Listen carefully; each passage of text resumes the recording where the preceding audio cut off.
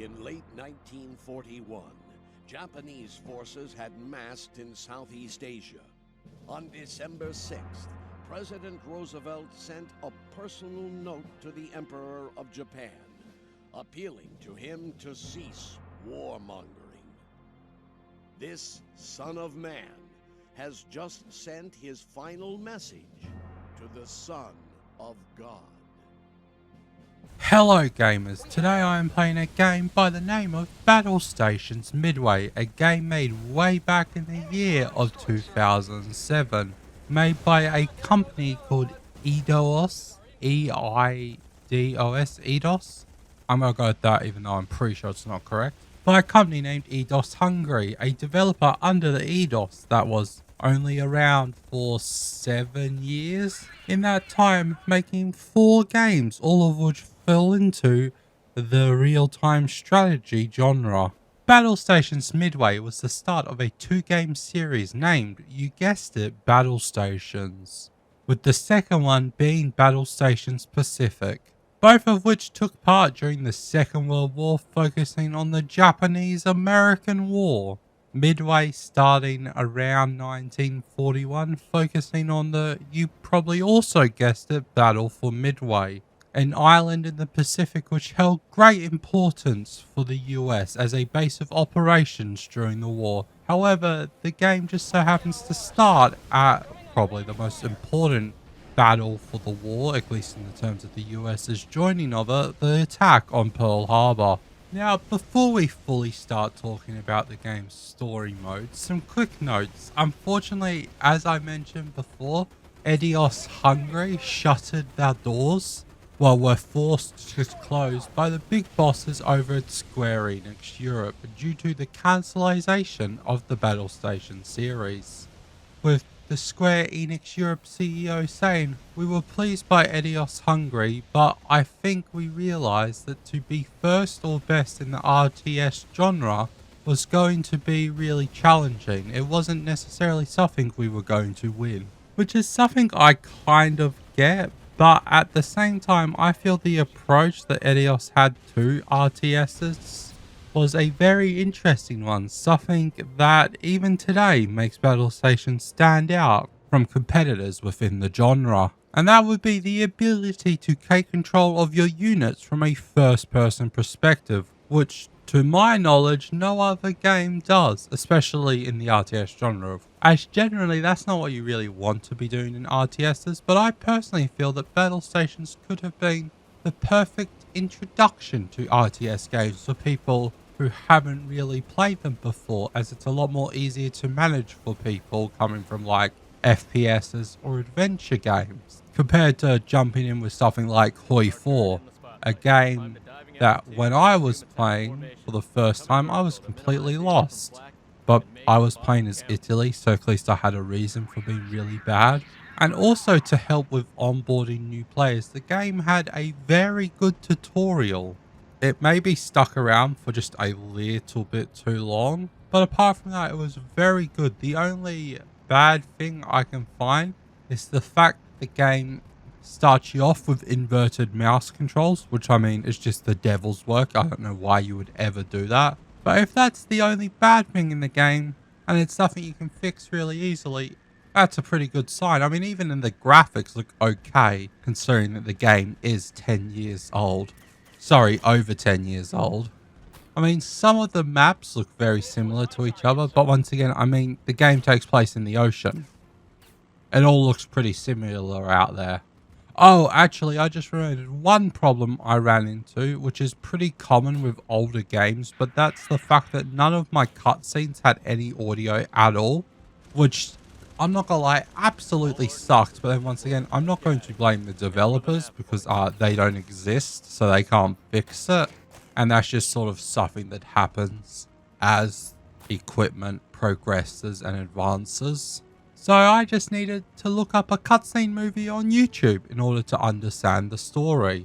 So now that I've watched that cutscene movie on YouTube, I'm now able to talk about the story for the game that I played. But before I do, I feel once again it's important to mention But yes, it's a bad thing that none of my cutscenes had audio, but once again, I'm not that annoyed by it. As I mentioned before, old games have issues, and yes, the devs are not here to hotfix it, and I will say there were a couple of ways to fix it that I saw on Reddit and YouTube. I tried one of them and it worked for the opening cutscene, and then it just stopped working again.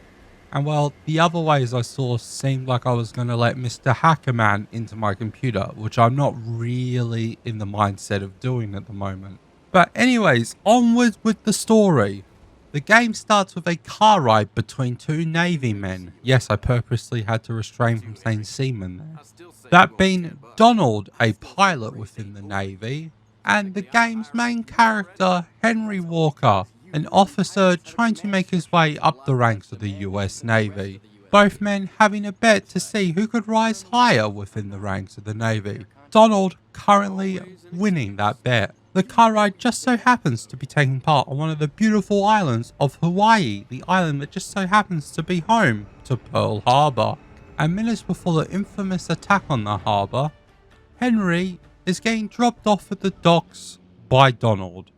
Walker then getting on a PT boat to take him out to the ship that he will be serving as an officer on.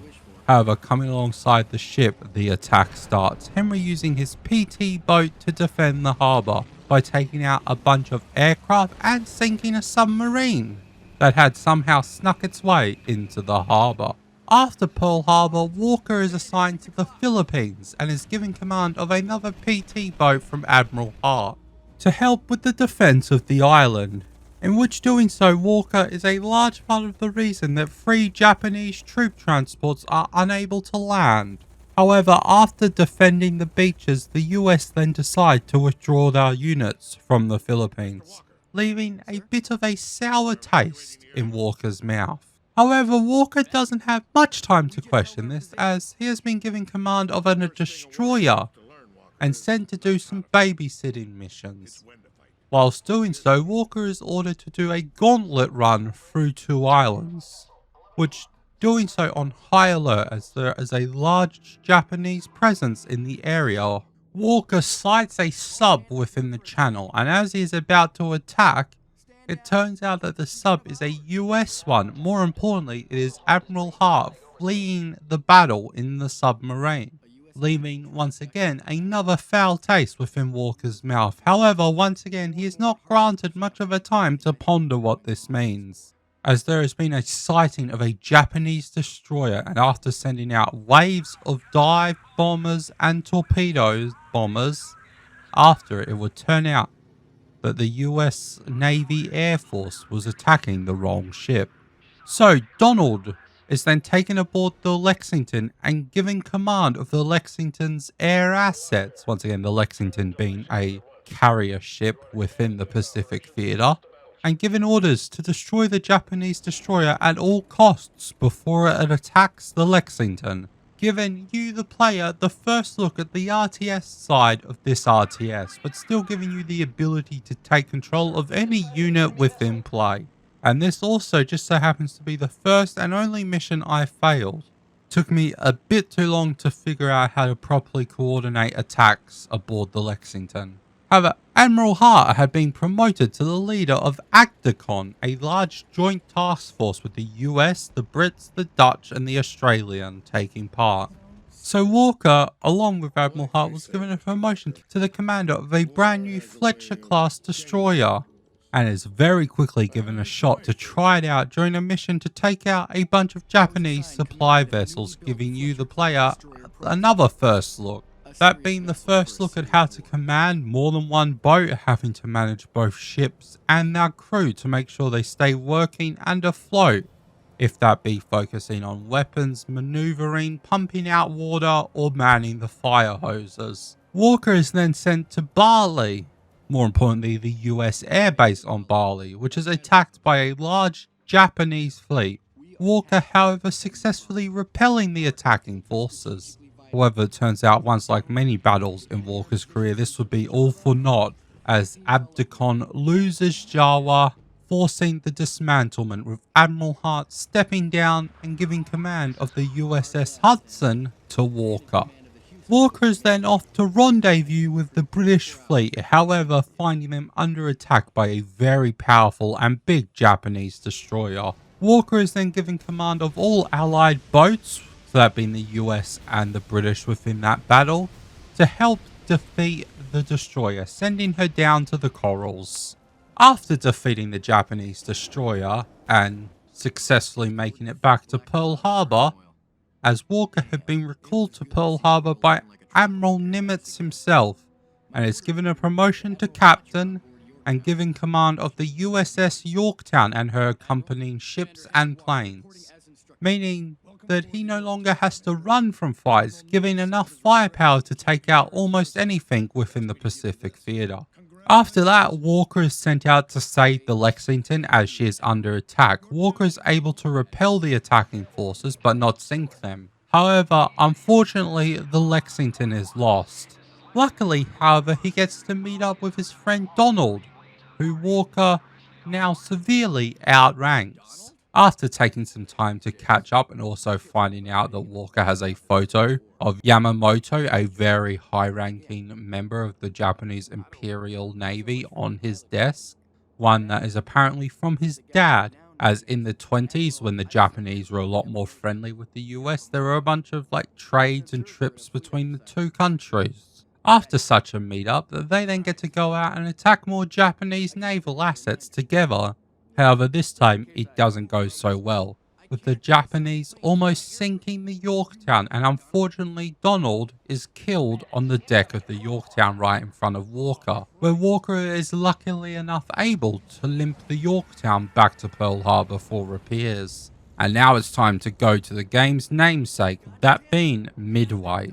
However, Walker has to leave the Yorktown behind and is to command assets from the island of Midway itself, as the Japanese code has recently been cracked and it turns out there is a large attack on the way to Midway. Luckily, with the upper hand, a lot of luck on my part at least, Walker is able to repel the attack, and the Yorktown is able to show up for some much needed aerial assistance. However, during this lot of aerial assistance, unfortunately, the Yorktown is even more badly damaged and forced to go into repair till the war's end. However, Walker is given command of the USS Enterprise and sent after the last Japanese carriers.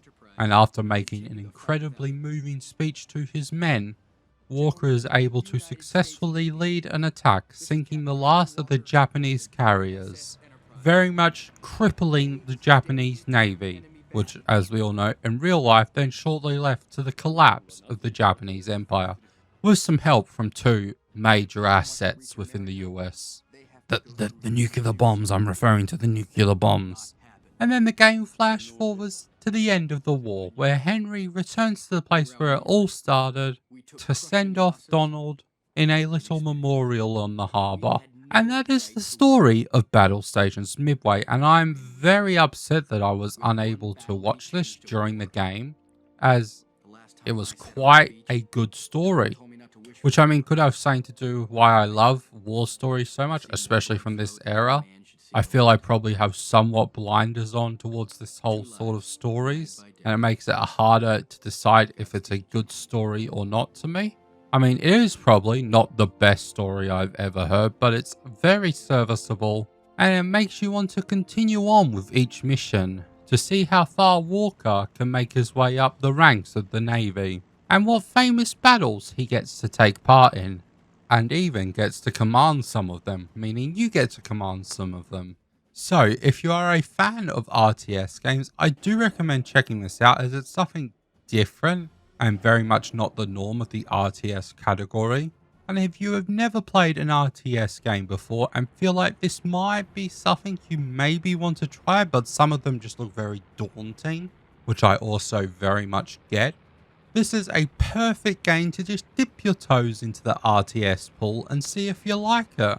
But anyways, if you guys have enjoyed this video, maybe consider dropping a like and letting me know. Maybe you even will consider subscribing to check out what my next video will be on. Maybe another RTS game, maybe something completely different. Who knows? I don't know yet, that's for sure. This afternoon, a message from the Japanese government in reply to the message forwarded to that government by the Secretary of State on August 11th. I deem this reply a full acceptance of the Potsdam Declaration, which specifies the unconditional surrender of Japan